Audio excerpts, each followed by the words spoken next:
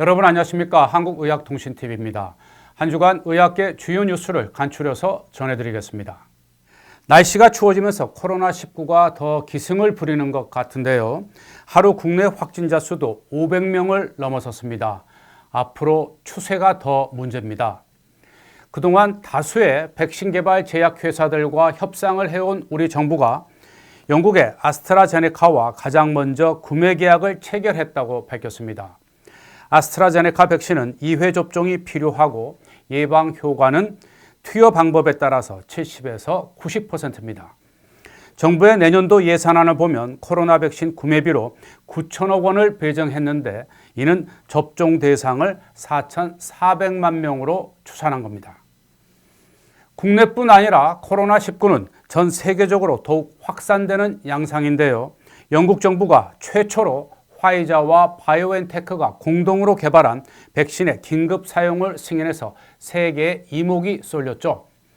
외신에 따르면 12월 둘째 주부터 영국에서 백신 접종이 시작된다고 하는데 이에 자극을 받은 미국과 다른 EU 국가에서도 접종 절차를 훨씬 앞당길 것으로 보입니다.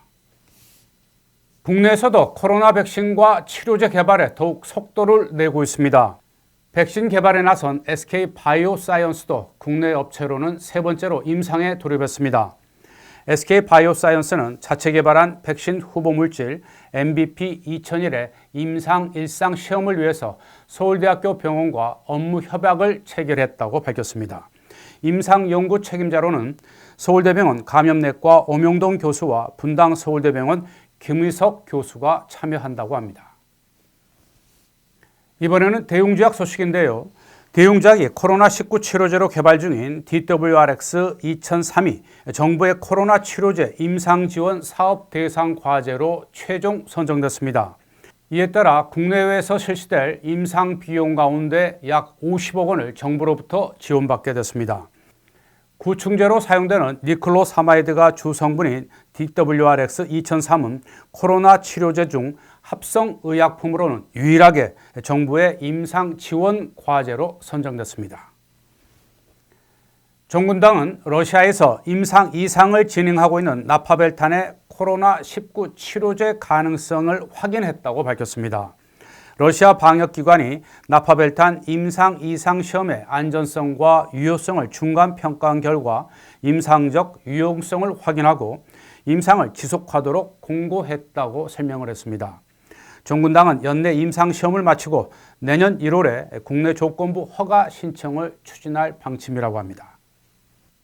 앞서 전해드렸듯이 영국과 미국 등에서 본격적인 코로나19 백신 접종을 앞두고 이 백신의 생산과 보관 등 유통 과정에서 품질의 변화가 없도록 일정한 온도를 유지하는 관리체계, 즉 콜드체인에 대한 중요성이 한층 부각되고 있습니다. 국내에서는 아직 이 콜드체인이 생소한 분야인데요. 이 콜드체인을 연구하고 있는 성균관대학대 이재은 교수는 화이자와 모더나에서 개발한 백신은 몸에서 항원, 항체를 생성할 수 있도록 유전자 정보를 주입하는 3세대 RNA 백신이기 때문에 극저온, 즉 영하 70도의 상태를 유지하는 것이 핵심이라고 강조했습니다.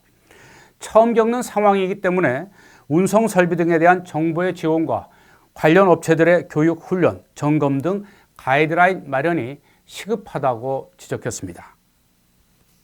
이번에는 제약회사들의 동정입니다. 회사 주식을 전혀 갖고 있지 않던 보령작의 창업주죠. 김승호 명예회장이 최근 한 달 동안 사재를 털어서 50억 원 규모의 회사 주식을 적극적으로 사들여서 업계에 시선이 쏠렸습니다. 회사 측은 공익재단 출연을 위한 지분 매입이라고 밝히고 있는데요. 기존의 보령 중보재단에 증여할지 아니면 또 다른 공익재단을 설립할지를 놓고 검토하고 있는 것으로 알려졌습니다.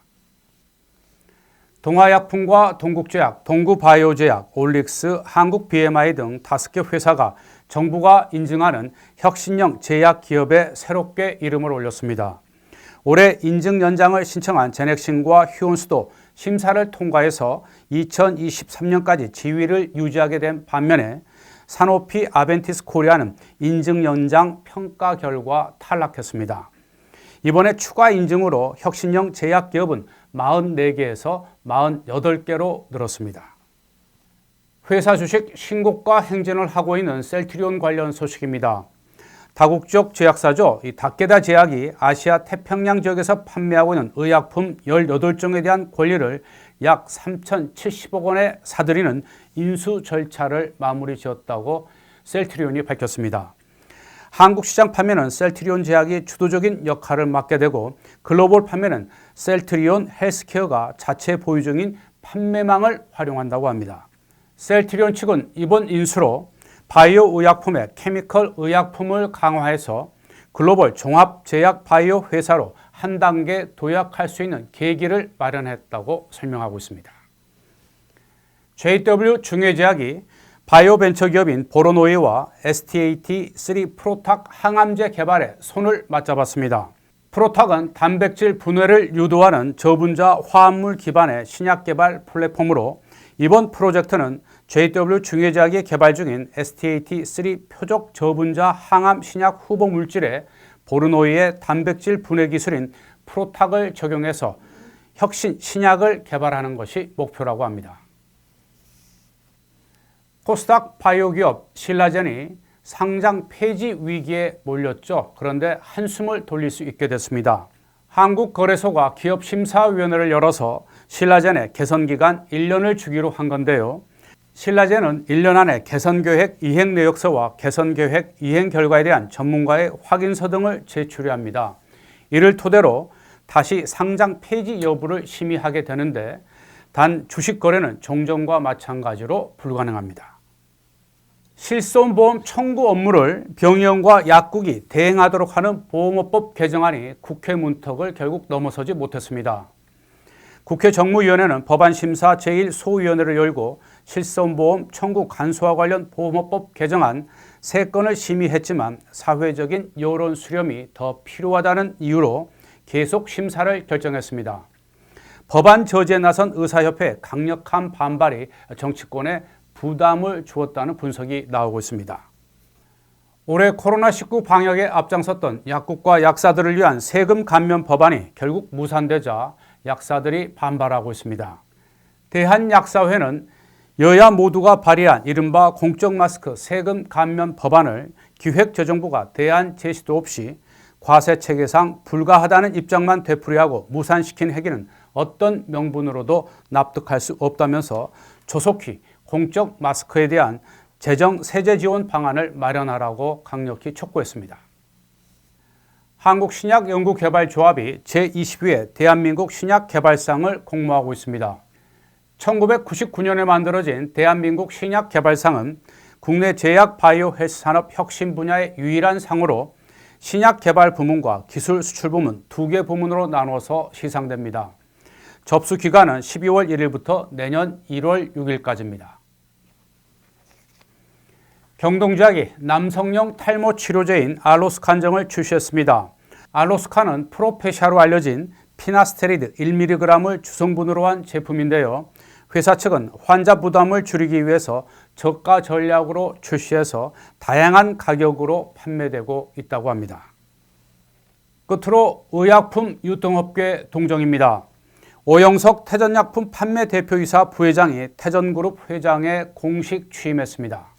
오영석 신임 회장의 부친인 오수웅 회장은 명예회장으로 추대됐습니다. 오영석 회장은 디지털을 기반으로 한 시스템 개선 등을 통해서 단순한 의약품 유통기업이 아닌 토털 헬스케어 그룹으로의 진화에 속도를 낼 것이라고 포부를 밝혔습니다. 네, 지금까지 한 주간 의학계 주요 뉴스를 정리해드렸습니다. 한국의학통신TV에 대한 많은 관심과 구독, 좋아요를 부탁드립니다. 여러분 고맙습니다.